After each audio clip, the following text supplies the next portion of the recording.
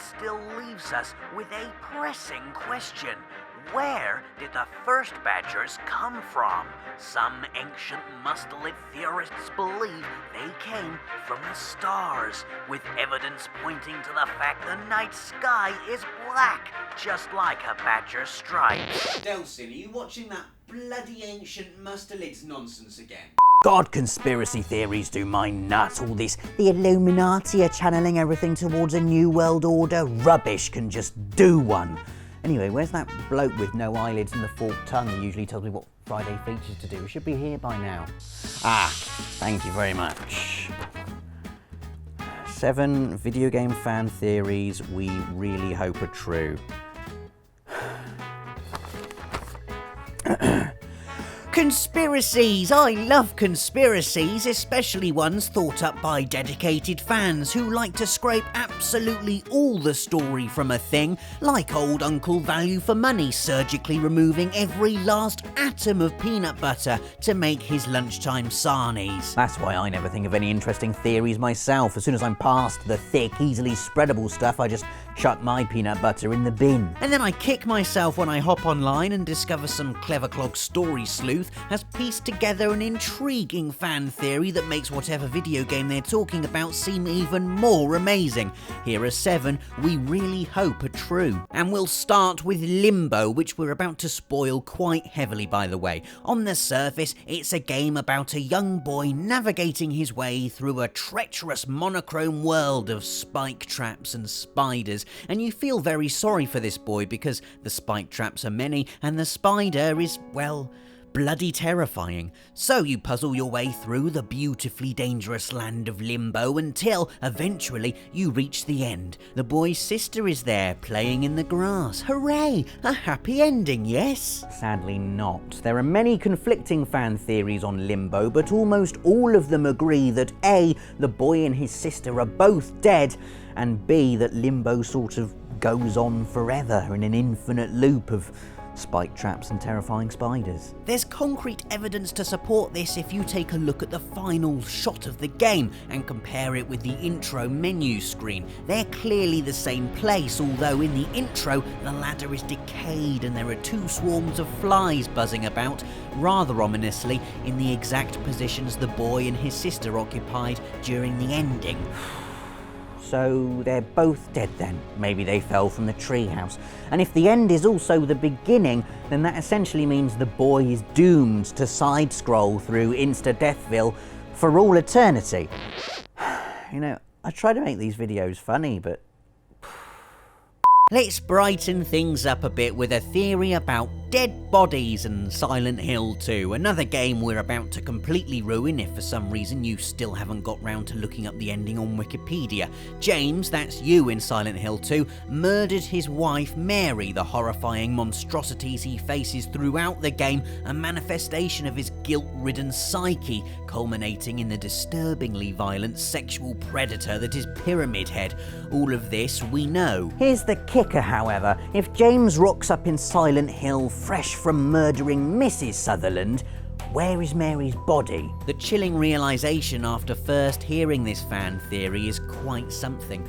Her body is in the boot of James's car. Boot is English for trunk. And that's a truly horrible thing to think about, isn't it? Maybe it explains why James says, "Now we can be together," as he drives his car off a cliff in the in water ending.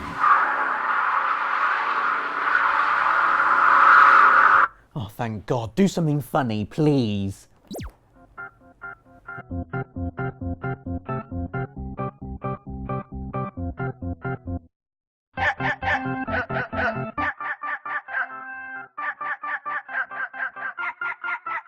Next up, we've got an interesting theory about Chell's parentage in Portal 2. Again, mild spoilers.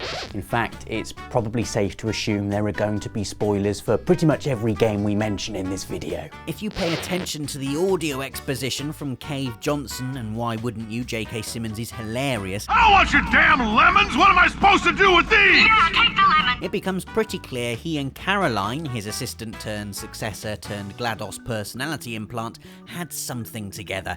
Something like a daughter called Chell. Some point out that GLaDOS mocks Chell for being adopted, but this is GLaDOS we're talking about. You remember the whole cake thing, don't you? We think it's a sound theory. Cave and Caroline brought Chell to the Aperture facility on Bring Your Daughter to Work Day, and she made a potato battery, eventually became a test subject, and woke up years later to do battle with a malevolent AI containing the downloaded personality of her mother. Simple. Talking of simple, Final Fantasy stories are usually pretty straightforward, aren't they? Nasty, magical wizard/alien/clown/whale wants to destroy the world. Ragtag band of teenage orphans/clone/thieves/psychic projections try and stop them. Teenagers win, someone nice probably dies. And Final Fantasy VIII is no different. It's the tale of 6 gushy high schoolers sticking the sharp end of the justice stick into a time-bending sorceress. Or is it? What if, and I did a genuine no way when I first heard this, what if Sorceress Ultima Sia is in fact none other than a future version of Rinoa? Yeah, that's right. Lovely cardigan-wearing pinwheel angel Rinoa grows up to be this nutcase. Nonsense, you might think, but the evidence is pretty strong. First up, Rinoa becomes a sorceress after Edea is defeated, so the potential is there. Then there's the fact Ultima Sia summons Griever in the final battle, a guardian force with the exact name and likeness as the monster on Squall's ring, the ring he gives to Rinoa when he promises to be with her always, no matter what, even if she becomes the world's enemy.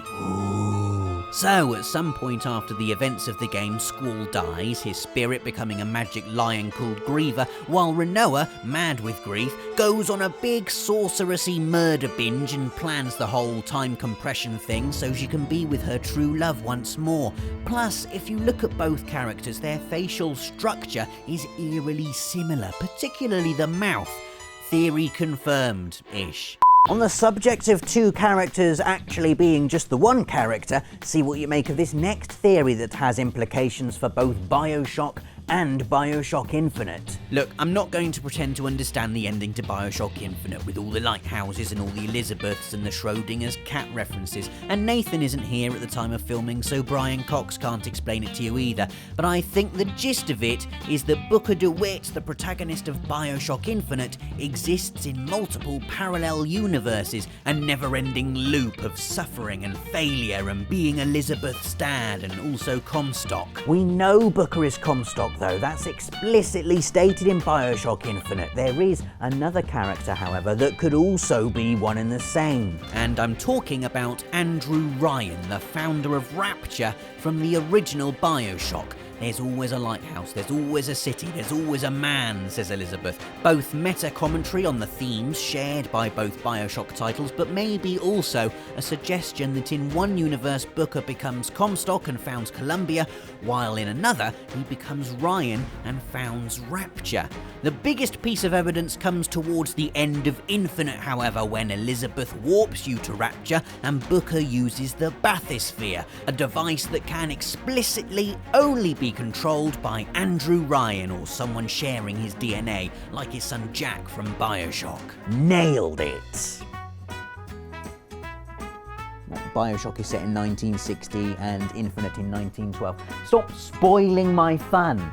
Penultimate entry now, and who wants to talk about the ending to Mass Effect 3? It's been 3 years now, come on, you can't still all be mad, and even if you are, maybe the indoctrination theory will help calm you down a bit. This well-established fan idea postulates that the reason Mass Effect's ending was a bit wishy-washy was because Shepard imagined the whole thing while under Reaper control. As soon as Harbinger attacks the commander, the indoctrination theory claims Shepard is no longer acting of his or her own free will. The strongest piece of evidence to support this comes when you look at the moral colour coding of the final choice. Destroying the Reapers, surely the good choice, is highlighted red, whereas controlling the Reapers, and therefore sparing them, is highlighted blue. Surely that's those naughty Reapers controlling Shepard's mind and mucking about with his moral judgment. Some theorists even go so far as to suggest Shepard's indoctrination begun way back in Mass Effect 1, when he or she first touched the Prothean beacon.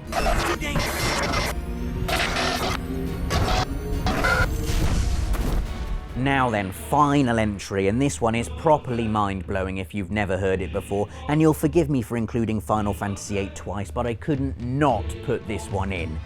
Squall is dead. Yep, the main character of Final Fantasy VIII dies at the end of Disc 1, and the rest of the game is the result of the swirling chaos of his consciousness getting sucked down the plug hole of death.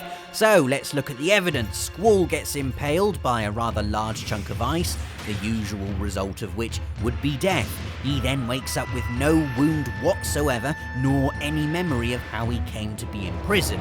Fans also point out the fact that after Squall's supposed death, the game becomes wildly fantastical. Balam Garden flies. Squall goes from 17-year-old rookie to leader of the Seeds. Rinoa suddenly falls in love with him when previously she was with Cypher.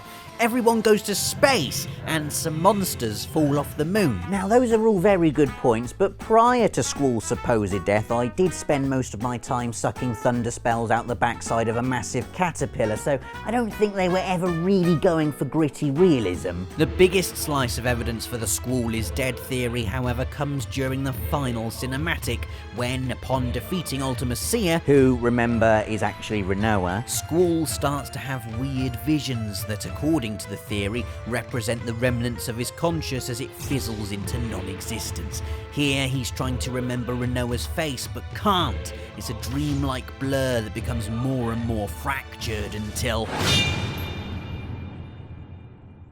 He does look pretty dead there, doesn't he? And if we look at this frame here, there's Squall with a massive great hole in his face. A hole so big you could write the words "Squall is dead" right inside. Theory confirmed. So what do you think of these 7 theories? Do you agree? Have you got any more we haven't included? Let us know in the comments, and as always, don't forget to like this video because YouTube likes are how I measure my self-worth, and also subscribe for more list features like this one every Friday. Thanks for watching.